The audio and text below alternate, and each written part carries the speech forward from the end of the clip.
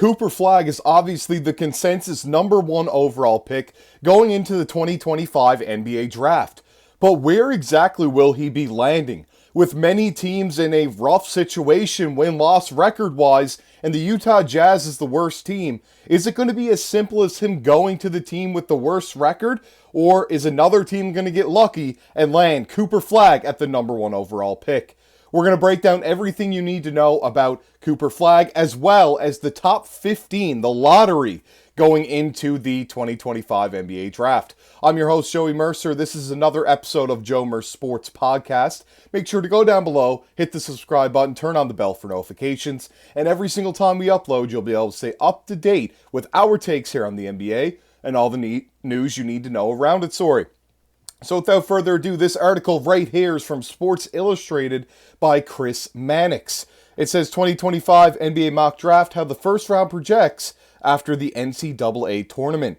Cooper Flagg is obviously locked into the top overall pick, while the Rutgers duo goes 2-3, plus other notes from scouts more than 2 months out from June's draft. So I'm going to break down my opinion on everything, as well as what Chris Mannix has to say about each individual player, how I think that they should go. Do I think it's a proper spot? Is it not? Well, that's what we're going to get into right away. So obviously Cooper Flagg, the number one overall pick. It has him slated to the Utah Jazz. They're basing it on win-loss record right here, so I'm going to focus more on the position the players drafted, less of the team. I will talk about if they did land to that team, the fit, but I do think there are some sneaky things that could happen in this draft. The Toronto Raptors now haven't had the first overall draft pick since 2006 when they drafted Andrea Bargnani, so could it be their time to get lucky and get that first overall pick and land Cooper Flagg? Stranger things have definitely happened, so that's something that I want to monitor for sure. That's a hot take that I've got here that I wanted to bring to you. But right now it says going to the Utah Jazz, where they have the worst record in the league. It says the Jazz get the cornerstone star they have been looking for. Flagg has been cemented as a top overall pick for months. Scouts love his defensive potential. He's a tremendous weak side shot blocker with the quickness to defend several positions. While his offense should develop quickly playing alongside NBA playmakers, his three-point shot was uneven during the regular season, but he shot 50% from deep during the NCAA tournament, and there's a strong belief that he will be reliable there at the next level. He's close to a can't miss. Now, I agree his shooting's going to get better. It seems like he thrives under pressure. It was definitely not all on him, nor was it his fault that they lost to Houston in that game in the NCAA March Madness tournament.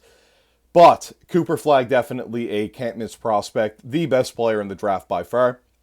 And I think it's a easy number one overall pick. How's he going to play next to Lauri Markkanen? If that happens, maybe not so great. I don't like the fit so much right there. Lauri's definitely not been the greatest player as of late, living up to the contract like he was in that first season with Utah. But hopefully he can turn around if they were to land somebody like Cooper Flagg. But overall, number one overall pick. Easy pick right here with Cooper Flagg. Number 2, they have Dylan Harper of Rutgers going to the Washington Wizards. He's a guard. I agree with this as well. I think Dylan Harper's the second best prospect in this draft class, and that's a very good placing for him. So it's a big 6'6" left-handed guard with a knack for getting to the rim. There's definitely little James Harden in Harper, who has the DNA. He's the son of ex-NBA guard Ron Harper, and the skill set to be a star. Harper was excellent handles, a quick burst, and great body control when he gets near the rim. His three-point shot wasn't great at 33.3%, but it's not broken either. I take Flagg first overall, but the guard-starved Wizards, Harper is more than just a consolation prize. I think Dylan Harper is obviously very, very good. The Wizards could still get the number one overall pick and get Cooper Flagg, but yeah, Dylan Harper, great can't-miss prospect as well, in my opinion. I think he's going to be phenomenal in the NBA with a similar body size to his father and Ron Harper. Can he change his game to more of a defensive-minded game? We'll have to see, but he's definitely more of an offensive player than Ron Harper was in his day. Next, we have Charlotte Hornets taking number 3 and Ace Bailey, the forward, also out of Rutgers. Also, this is where I'd have Ace Bailey. I think these three are great prospects. I think they're going to be great at the next level. It's not exactly the Thompson brothers going back-to-back, but Rutgers' two stars appear early to be a lock to land the top 3. Bailey is a big-time shot maker. Squint, and you can see Michael Porter Jr. Squint harder, okay, real hard, and you can see Kevin Durant. He's a 3-level scorer with a quick release and explosiveness around the rim. LaMelo Ball, Brandon Miller, Bailey trio has the potential to put up a lot of points in Charlotte. Defense is going to be horrible. I mean, we're just going to talk about that right away. The defense has not been a thing in Charlotte at all, though, at this point. They need some fun, get some fans in the seats, and I think Ace Bailey is really good. I really do think they have the potential in Dylan Harper and Ace Bailey to be better than Thompson twins. Different players. Amen Thompson, obviously a depoy candidate this season. Asar very good on defense as well, but both players obviously haven't been able to shoot the ball that well at the NBA level so far.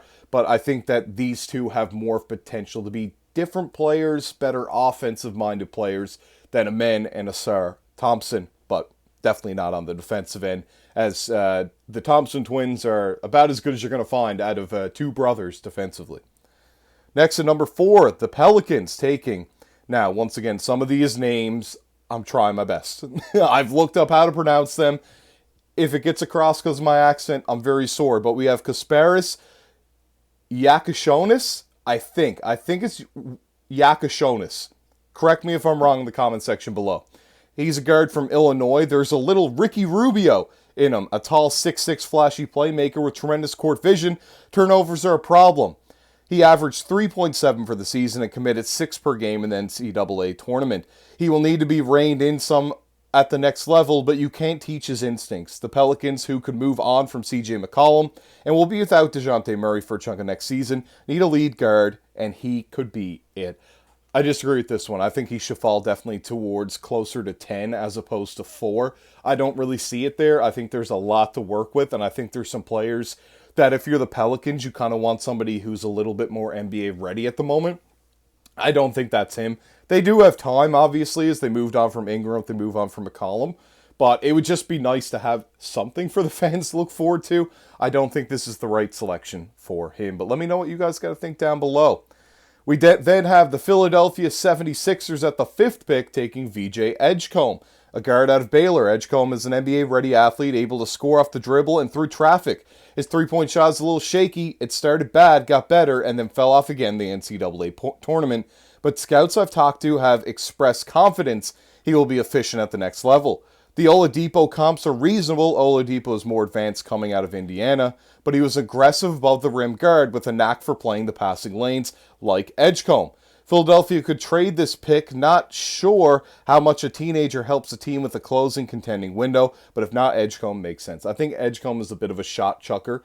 This is probably the right selection for him. I would probably even move him up to 4 if I was to have a mock draft of myself, but that right there is the top 5 that I would like to talk about. Philadelphia can most definitely trade out of that pick if they were to land at the 5th selection. They do have that trade going to Oklahoma City Thunder. I believe that is actually top 5 protected, top 7 protected, something around there. Don't quote me on that.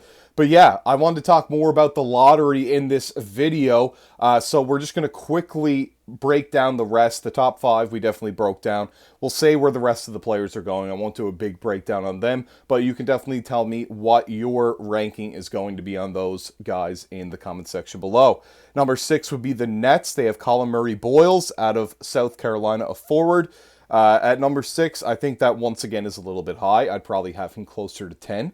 Derek Queen from Toronto is a bit of a more raw prospect, but I would probably shove him up a couple spots to number 5. Forward out of Maryland, of course, they have him going to the Toronto Raptors. Number 8, we have Trey Johnson out of Texas, who, of course, once again, I would move up a couple slots there. Going to the San Antonio Spurs could be a good fit for him over there next to Stephon Castle. If Chris Paul wants to stick around as well as a mentor, that'd be nice. We then have number 9 is Cone Knipple. That's what I found online how to pronounce it. A forward out of Duke. That's going to be the Rockets pick via Phoenix from a trade. There, of course, I do think that the 9 spot's probably about where he should go.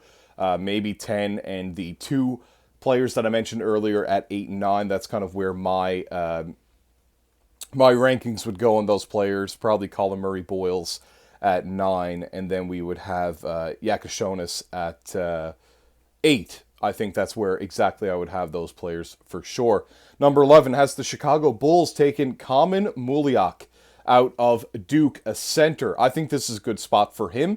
I definitely think there's some more raw prospect potential there. A lot of guys around this spot with that. And I think 11's a good slot for him for sure. Number 12 has Jeremiah Fears, the point guard of Oklahoma, going to the Miami Heat. I think that's a little bit high. He should probably be right there at the 15-16 slot, in my opinion. And Jace Richardson, who they have at 13, should probably be slotted up to number 12. He's a guard out of Michigan State. It says he's going to the Dallas Mavericks. Number 14, we have the Atlanta Hawks via Sacramento. Igor Demon, the steal of the draft, in my opinion, going 14, a guard out of BYU. This could be a little bit high, even though I think he's going to be the steal of the draft. Very raw, in my opinion. And the comparison here, as I can see, is to Landry Fields, so take that with a grain of salt. Do you really love that? Probably not so much. Then the last player they have in the lottery is the San Antonio Spurs pick via Atlanta, Thomas Sorber, a forward center of Georgetown. I don't know. I really think that he should be probably towards 20, 21. I think this is very high for him to be ranked. There's some guys mentioned afterwards that I think could go higher, such as Liam McNeely, I think could slide in for sure, or Nolan Traore. I think he could definitely go closer to 10 than 16 like they have ranked. But let me know what you guys got to think about all this down below in the comments section. This has been your host, Joey Mercer. These were just my takes, so let me know about yours down below. Make sure to like the video, subscribe to the channel, turn on the bell for notifications, and I'll see you all in the next one.